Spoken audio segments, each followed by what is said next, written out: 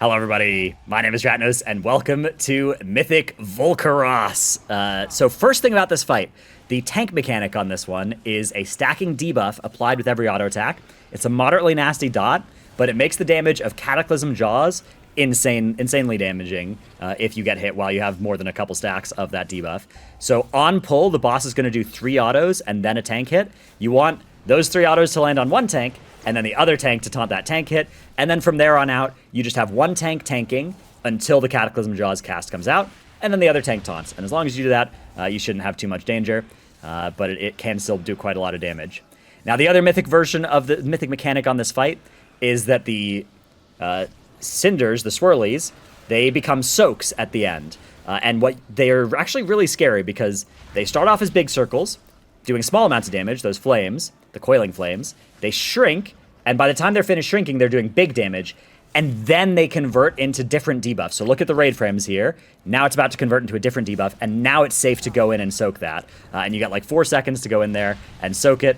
You don't actually need the whole raid in there, everybody to soak it, anything like that, but you do want to get most people in there. And the way we split this up is we split up into a left group and a right group, each of which have 10 people in them, and each of those groups have 5 melee and 5 ranged, and the ranged do 1 soak, and the melee do the other soak, and we would just kind of do one of the soaks up near the boss, and one of the soaks up behind, and that would be how we would do ranged versus melee. I think that's a pretty easy way to do this. If you happen to be very overloaded on melee versus ranged, it'll be a little bit more annoying, but you can kind of deputize some people as honorary melee or honorary ranged, but I think it prefers to target a nice mix of melee and ranged, so it's usually pretty easy if you actually just have 10 melee and 10 ranged like we did. The other thing you might want to do is allocate your sides so that you have your Aug Evokers on the same side and their targets on the best targets on the same side. So for us, that ended up being basically like put the Aug Evokers and the Wind Fury group on one side, put everybody else on the other side, which also happened to mean that 2 tanks were on the same side, which normally you can't do that, right? Normally when you're splitting your groups, you can't do 2 tanks on the same side on bosses like this, but on this one, you totally can. So you go ahead and do that if it helps you allocate your sides at all. It's really not a fight where the DPS check is that tight either. This again is us coming in on the 3rd day or whatever of the raid, and the boss DPS check was not something we struggled with at all. We killed this in like 2 or 3 pulls. Of course, we've been doing a lot of gear. We've done 2 splits, so we have a lot of gear. But it's still something where in a couple weeks' time, when people are 480 or whatever, this DPS check will be negligible. So just focus on doing the mechanics, focus on surviving, play safe, and dodge all of these mechanics. All the mechanics are pretty self-explanatory. The other thing you'll kind of see us doing is we do kind of move quite a bit over to the right on this side, and then we have to do a kind of big move back to the left during the flames.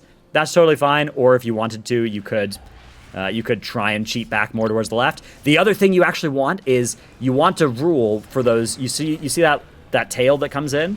You actually do want a rule that says, hey, anytime we see that tail, we will always go to a certain side of it. And I would recommend just that the right group always goes to the right of it, and the left group always goes to the left of it. And that way you can always be on the same side afterwards, because you often need to do a soak immediately afterwards. So you want to be on the same side as the whole rest of your group, or else you're going to get in some trouble there sometimes. But yeah, again, you can see a pretty big move is necessary for us to get back to here. Not even everybody gets there. Some kind of big damage on the group. Not too lethal. Not a problem. Time for the healers to top us for the Serpent's Fury, and by the time you're getting to the end of the fight and things are getting a little bit more hairy, everybody's kind of close enough together to now be back as a raid kind of anyways, and by the end of the fight, you do have to be a little bit more careful with your space management. Things are starting to get a little bit cozy here, but it still ends up working out. You kind of try and remember who's in which side, although I think I end up soaking somebody from the other group's thing. You don't need to get 5 people in each of these soaks, or anything like that. You can't stack the soaks, though. Never stack the soaks. If you stack those soaks, you will die. So that is another thing you are not allowed to do with these mythic soaks. You have to actually do them, right. So you can see here, I went and soaked somebody from the other group. Doesn't matter. It's totally fine. It's do whatever you want. The boss will die kind of no matter what.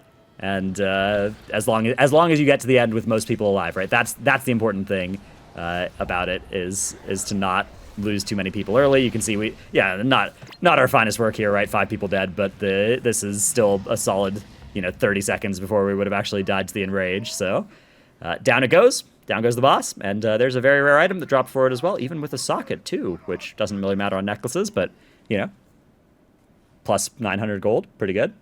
Hope you enjoyed this video. Thanks for watching. See you in the next one. Bye.